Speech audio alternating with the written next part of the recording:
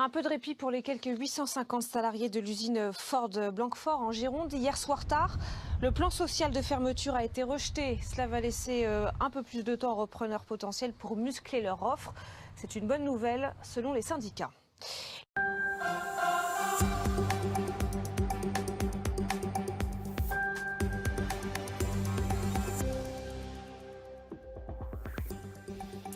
Il est pile midi. Bonjour, merci de nous rejoindre pour le 12-13 en Aquitaine. Au sommaire de votre journal, un sursis pour les Ford de Blanquefort. Le plan social n'est pas validé par la direction régionale du travail.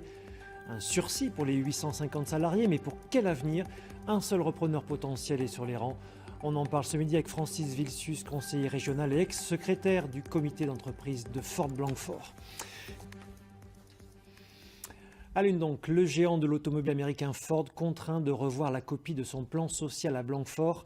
La direction régionale du travail n'a pas validé hier soir le plan de sauvegarde de l'emploi, une non-homologation pour non-conformité technique dans un dossier très sensible. 850 emplois sont en sursis. Avant d'en parler avec notre invité, le fil de ces dernières heures avec Gladys Quadra. La nouvelle concernant le plan de sauvegarde de l'emploi de Ford est tombée hier en soirée. L'administration régionale compétente, la Directe, a finalement décidé de rejeter le plan proposé par Ford pour raisons techniques, toutes les conditions de reprise n'étant pas réunies. Ce matin, l'embauche des salariés usés et désabusés. C'est fatigant tout ça, on est épuisés. Vous n'y croyez plus? Demain, non. On pense qu'un jour ou l'autre, de toute façon, l'usine va fermer. Pour les syndicats, cette décision constitue une bonne nouvelle. Ce répit d'un mois au projet de rachat devrait permettre à Punch, l'entreprise franco-belge, de muscler son offre de reprise en produisant les lettres d'intention de clients qui manquent au dossier pour qu'ils soient validés. L'idée déjà, c'était que Ford soit contraint de discuter sérieusement d'une reprise. Parce que jusqu'à présent, Ford refusait toute idée de reprise. La fin de la production de l'usine est programmée pour fin août. D'ici là, la bataille continue. Alors quel espoir aujourd'hui pour les Ford avec le rejet de ce plan social? Est-ce vraiment une bonne nouvelle? On en parle ce midi avec Francis Vilsus. Bonjour. Merci d'être avec nous.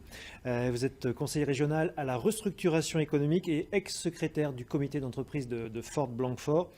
Alors Ford a 2 semaines pour revoir la copie de son plan social. Pourquoi le géant de l'automobile américain améliorerait ce plan social vu qu'il, de toute façon, il veut se séparer de cette usine?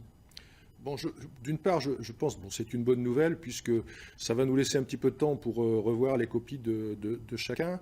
Et en plus, ça démontre la volonté de l'État d'arriver à une solution de reprise. C'est une décision plus politique que technique, selon vous? C'est une décision politique, oui, certes, 850 emplois, c'est pas négligeable sur le territoire, et donc il faut que l'État démontre que, en France, on n'est pas prêt non plus à laisser partir les emplois à n'importe quel prix. Donc certes, la législation n'a pas été établie en conséquence, j'espère qu'on va la corriger plus tard, mais dans l'immédiat, il faut qu'on trouve une solution de reprise quand on a un repreneur fiable. Alors, on parle aujourd'hui de 200 000 euros moyenne d'indemnité par salarié proposé par Ford. Est-ce qu'ils iront plus loin? Bon, d'abord, je pense que ces chiffres sont très au-delà de... C'est une moyenne. Donc oui, c'est une moyenne, certainement, ouais. Mais je pense qu'on sera plus aux alentours de 60 à 80 000 euros.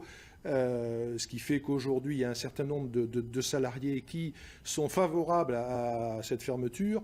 Mais je veux dire, il faut penser aussi à l'avenir de nos jeunes, puisque, je veux dire, 850 emplois, même si on n'en sauve que 450, c'est quand même une bonne solution pour l'économie locale et le développement d'emplois sur notre territoire. Alors à ce jour, il y a un seul repreneur potentiel, le franco-belge Punch.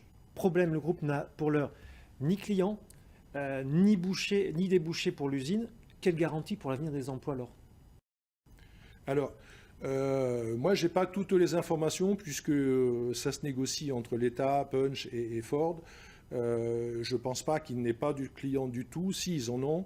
Pour l'instant, ils n'ont pas évoqué, ils ont mis de lettres d'intention. Ils attendent les lettres d'intention, effectivement, mais ils avaient déjà quand même un certain nombre de possibilités de production qui étaient affirmées, mais pas suffisamment pour atteindre la confiance minima qu'attendait Ford. Qu'est-ce qu'on attend aujourd'hui, donc, du coup, comme garantie ? Eh ben, il faut effectivement qu'ils aient plus de lettres de confirmation de clients. Et puis, je pense ici aussi que Ford, il faut se prendre en considération que derrière cette fermeture de site, c'est des milliers d'emplois aussi, ou du moins des centaines d'emplois qui risquent de disparaître chez les sous-traitants. Et aujourd'hui, Ford fait abstraction de cette situation-là. Donc, Punch doit revoir sa copie, certes, Ford doit faire des efforts, et puis l'État doit insister pour qu'on trouve une solution viable pour la sécurisation de cette usine. Merci Francis Vilcius, conseiller régional à la restructuration économique et ex-secrétaire du comité d'entreprise de Ford Blanquefort. Merci bien.